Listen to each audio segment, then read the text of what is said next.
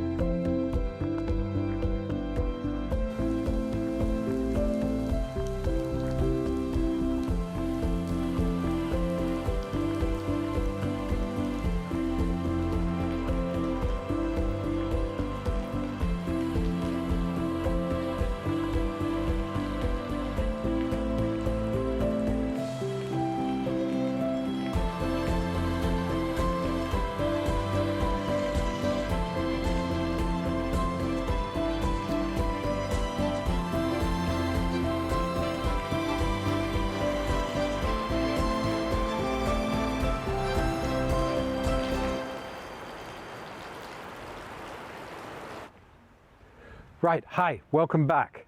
I'm Will Richardson in Namyslow with the thunder, but as you can see, I got a bit wet. Got caught in the...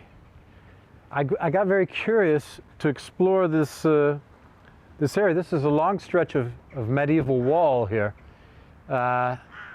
partly repaired, partly not, and through there, where I just came out of, is a long view of the interior wall. This would have gone all the way around the town at this point, and now you see, in the 19th century, they would have built a train station here, just across where I was standing, and then back here a post office. So this would have been the main little square. And they put the post office just outside the train station. There was only one big business here, that was the brewery. So pretty much it was, if you were stopping off, it was probably to do business, either supplying foodstuffs to locals or you know, coming to buy some beer or pick it up and ship it. This is a nice old villa here, and it's hardly been repaired. This is a real beauty. Would have been a real beauty once upon a time.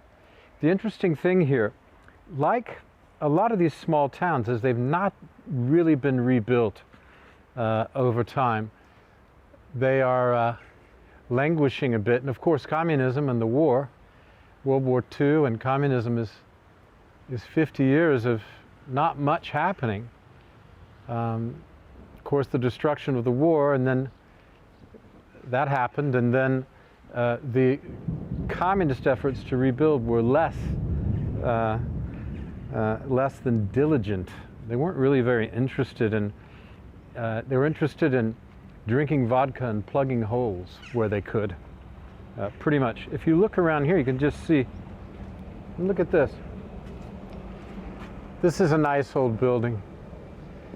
It's got the little spire on the top, and now it's a bakery. I noticed in this area there's 3 or 4 bakeries. You find a lot of times in these smaller villages that the bakeries are places where people gather.